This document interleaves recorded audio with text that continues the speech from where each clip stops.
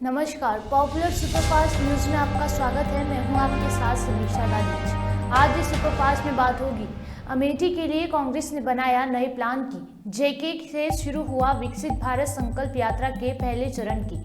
बात करेंगे ऑस्ट्रेलियाई विदेश मंत्री पेनी वोंग पहुंची दिल्ली की। तेलंगाना विधानसभा चुनाव पर बोले असदुद्दीन ओवैसी की। छठ पूजा से लौट रहे 6 लोगों को गोलियों से भूना, 2 की मौत की। साथ ही जानेंगे राष्ट्रीय द्रौपदी मुर्मू आज से करेंगी अपने ओडिशा दौरे की शुरुआत की। बंदरगाह पर भीषण आग, मछली पकड़ने वाली 40 नावें जलकर राख की। बात करेंगे फंसे मजदूरों को निकालने की कोशिश तेज की। कपिल देव और धोनी को न बुलाने पर भड़के संजय राउत की। और आखिर में बात होगी दिल्ली को जहरीली हवा से अभी नहीं मिली राहत की। इसके साथ ही और भी तमाम बड़ी खबरों से आपको कराएंगे रूबरू। जैसे जैसे लोकसभा चुनाव नजदीक आ रहे हैं, वैसे ही यूपी की सियासत में भी हर दिन बदलाव होते नजर आ रहे हैं। नए तेवर के साथ यूपी में अपना संगठनात्मक विस्तार करने में जुटी कांग्रेस अपने नेता राहुल गांधी के अमेठी और प्रियंका गांधी के रायबरेली से लोकसभा चुनाव में उतरने की संभावना से खासी उत्साहित नजर आ रही है। पार्टी को इन दोनों संसदीय क्षेत्रों से सियासी ताकत मिलने की उम्मीद है।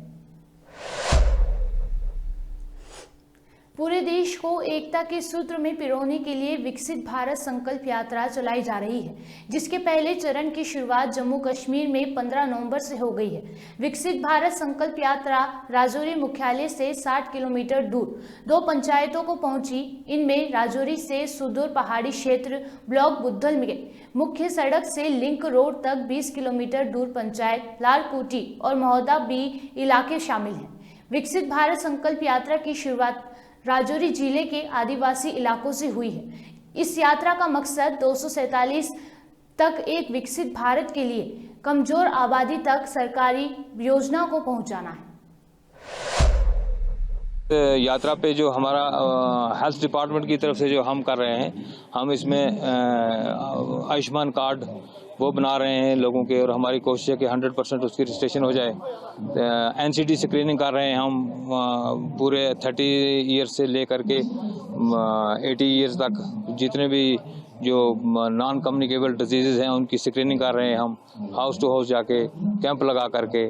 तो जो प्रेग्नेंट वुमेन हैं उनकी रजिस्ट्रेशन है, उनके कार्ड्स बनाने हैं, उनको वैक्सीनेशन करनी है, बच्चों को वैक्सीन करना है। तो हमारी यही कोशिश है कि 100% जो है वो हमारा इस पर रिजल्ट आए। और बाकी अपनी तरफ से तो हम कर रहे हैं, हमारी आशा वर्कर्स हैं जो हाउस टू हाउस जाके इनको अवेयर कर रही हैं पब्लिक को, और साथ में जो जिनको जो फायदा मिलना है उनको वो पहुंचा रहे हैं। ऑस्ट्रेलिया की विदेश मंत्री पेनी वोंग आज सुबह भारत पहुंची हैं। उनका विमान दिल्ली के पालम स्थित एयरफोर्स स्टेशन पर उतरा। ऑस्ट्रेलिया के विदेश मंत्री पेनी वोंग भारत ऑस्ट्रेलिया 2+2 मंत्री स्तरीय वार्ता में भाग लेने के लिए दिल्ली आई हैं। वहीं हम आपको बता दें कि रक्षा मंत्री राजनाथ सिंह हैं और विदेश मंत्री डॉक्टर एस जयशंकर आज ऑस्ट्रेलिया के उप प्रधानमंत्री और रक्षा मंत्री रिचर्ड्स और विदेश मंत्री पेनी वोंग के साथ दूसरी भारत ऑस्ट्रेलिया 2+2 रक्षा और विदेश मंत्री स्तरीय वार्ता करेंगे। विधानसभा चुनाव पर एआईएम प्रमुख असदुद्दीन ओवैसी ने कहा कि इन दोनों यानी कि कांग्रेस और भाजपा की सियासत नफरत के ऊपर बनी है। तेलंगाना कांग्रेस के अध्यक्ष आरएसएस से हैं और आज कांग्रेस का रिमोट कंट्रोल मोहन भागवत के पास है।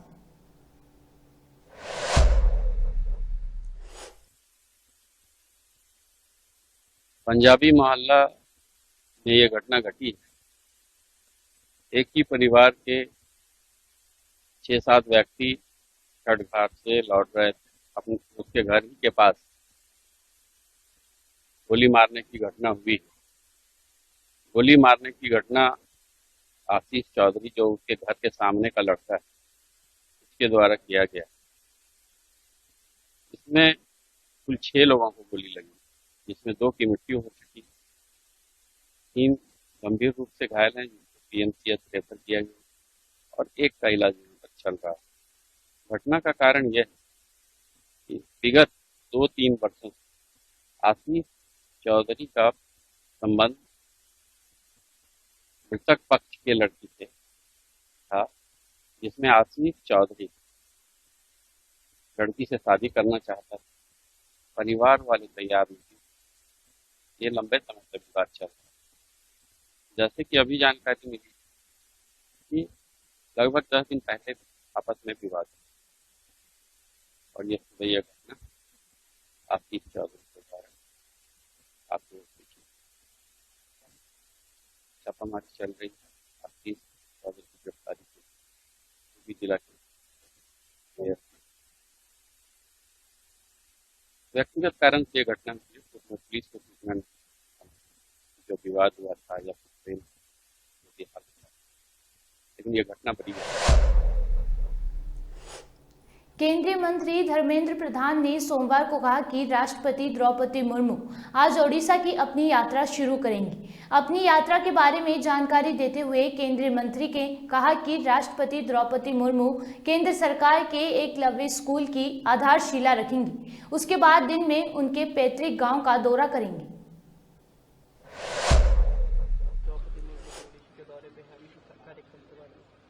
परम आदरणीय राष्ट्रपति जी का दौरा 3 दिन का दौरा उड़ीसा में आज से शुरू होने वाला है। भारत की एक प्राचीन भाषा सांताली भाषा की एक गोष्ठी में वो आज अपने मयूरभंज जिले में जाने वाले हैं। वहीं से फिर एक भारत सरकार के द्वारा संचालित एकलव्य स्कूल का लोकार्पण करेंगे। फिर आज वो अपने मातृभूमि में अपने निजी गांव में वो रात्रि यापन करेंगे। फिर कल कई प्रकार की विकास के प्रकल्प का लोकार्पण वो करने वाले हैं। फिर कल यहीं से उड़ीसा की पश्चिम हिस्से में आएंगे। इस ऐतिहासिक संबलपुर शहर में पहुंचेंगे। आके मां समलेश्वरी जी का दर्शन उनको मिलेगा, उनका आशीर्वाद लेंगे। हमारे उड़ीसा की प्रसिद्ध इंजीनियरिंग यूनिवर्सिटी वीर सुरेंद्र साय टेक्निकल यूनिवर्सिटी का कन्वोकेशन में वो भाग लेंगे। यहीं रात्रि यापन करेंगे। यहाँ पूज्य गंगाधर मेहर जी और वीर सुरेंद्र साय जी का प्रतिमा में माल्यार्पण भी करने वाले हैं। फिर दूसरे दिन सुबह यानी 22 सुबह वो यहाँ की ब्रह्म कुमारी जी की जो यहाँ एक राष्ट्रीय शिक्षा नीति के ऊपर विमर्श है उसमें भाग लेके फिर जाएंगे। पूरा प्रदेश उत्साह से भरा हुआ है। आदरणीय राष्ट्रपति जी का दौरा के लिए सारे प्रयास प्रस्तुति हो चुकी है। विशाखापट्टनम में एक बंदरगाह पर भीषण आग लगने की जानकारी सामने आई है। इस घटना में लगभग 40 मछली पकड़ने वाली नाव जलकर राख हो गई। मछुआरों को संदेह है कि कुछ अपराधियों ने नावों में आग लगाने का काम किया है। उन्होंने ये भी संदेह जताया कि आग एक नाव में किसी पार्टी द्वारा लगाई गई थी, जिसमें 30 करोड़ रुपए के नुकसान का अनुमान है। उत्तराखंड के उत्तरकाशी में सुरंग में फंसे 41 मजदूरों को निकालने के लिए रेस्क्यू ऑपरेशन 9वें दिन भी जारी है। केंद्रीय मंत्री नितिन गडकरी और मुख्यमंत्री पुष्कर सिंह धामी पूरे हालात पर नजर बनाए हुए हैं। जानकारी के मुताबिक रेस्क्यू ऑपरेशन पूरा होने में अभी 2 से अधिक का समय और लग सकता है। आईसीसी विश्व कप फाइनल में भारतीय क्रिकेट टीम की हार पर शिवसेना सांसद संजय राउत ने बीजेपी पर तंज कसा है। संजय राउत ने कहा कि हमने 10 मैच अच्छे से खेले, लेकिन फाइनल में हम नरेंद्र मोदी स्टेडियम में हार गए। लोग कहते हैं कि फाइनल वानखेड़े स्टेडियम में होता तो जीत जाते। देखिए, ये सबके दिल पर उसका असर हुआ है। हम हार गए। हमारी क्रिकेट टीम बहुत ही होनहार और बहुत कामयाब क्रिकेट टीम है। रोहित शर्मा के नेतृत्व में हमने 10 जो मैचेस है बहुत अच्छी तरह से खेले हैं। अब फाइनल में हम नरेंद्र मोदी स्टेडियम पर हार गए। लोग कहते हैं कि अगर वानखेड़े स्टेडियम में होता तो हम जीत जाते।